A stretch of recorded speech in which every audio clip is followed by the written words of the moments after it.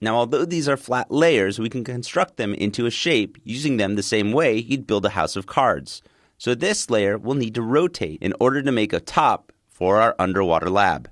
So I'll open up the rotation parameters, and now here, rather than changing the rotation value, I'll just change this layer's orientation. So I'll change the X value for orientation to a positive 90 degrees. Next, we'll make a new view which looks through the camera. So from the Comp panel pull-down, we can choose New Comp Viewer here.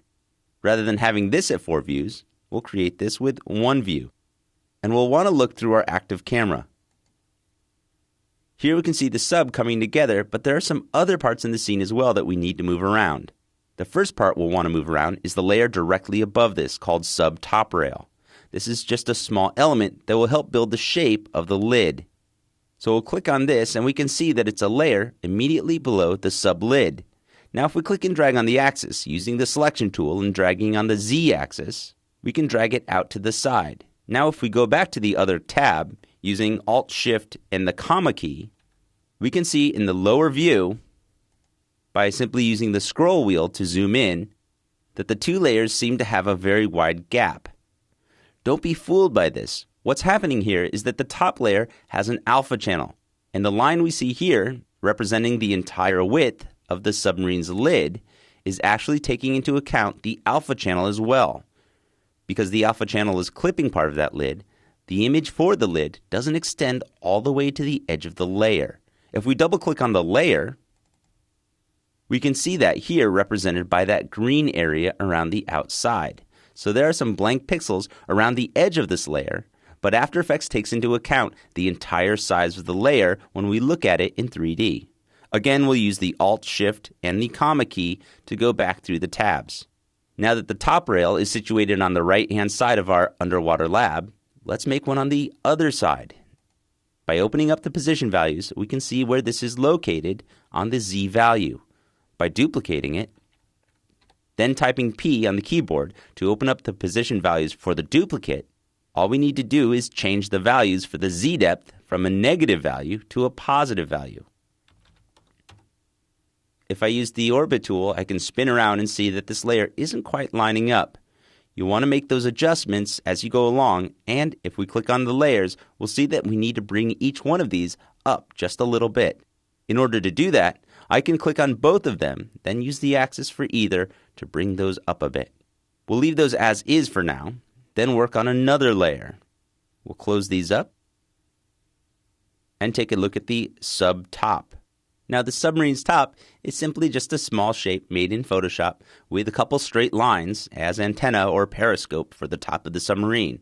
In order to place this closer to the center of the submarine, all we'll need to do is switch to the selection tool by using the V on the keyboard, then click and drag on the X-axis to drag it to the middle. One final layer that requires only a little bit of movement is a ladder. So with the layer selected, I'll grab the ladder Z-axis and just drag it out to the left. We also have a propeller layer directly above this, which will be part of the submarine's animation.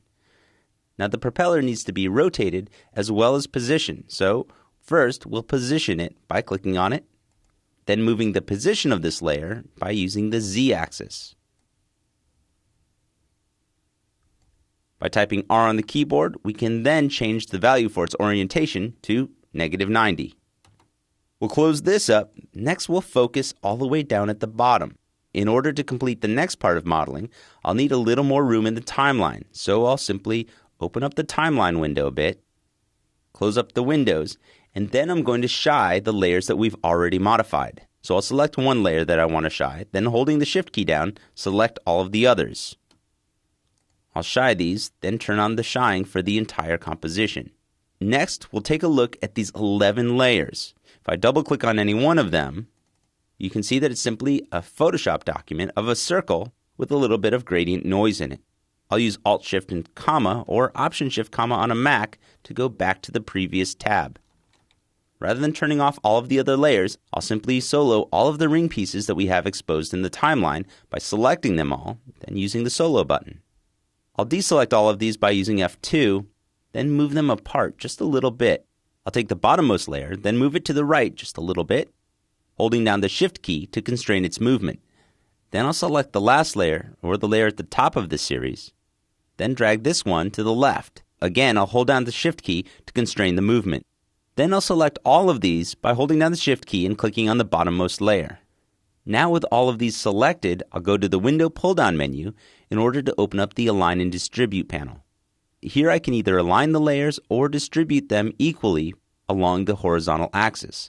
I want to do just that by using this button in the Distribute Layers panel.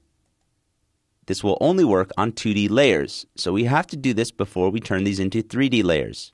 But once they're distributed, we can then make them 3D layers by simply clicking on any one of the 3D switches.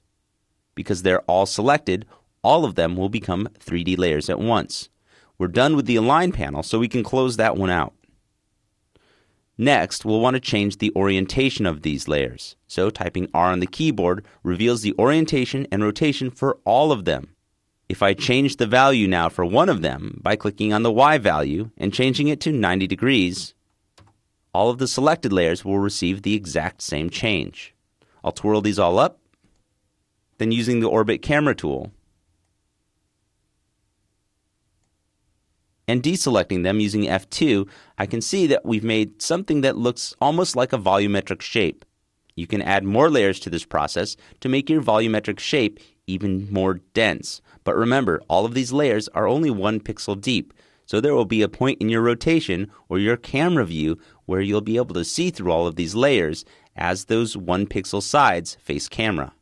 We'll unsolo all of these to reveal our entire lab.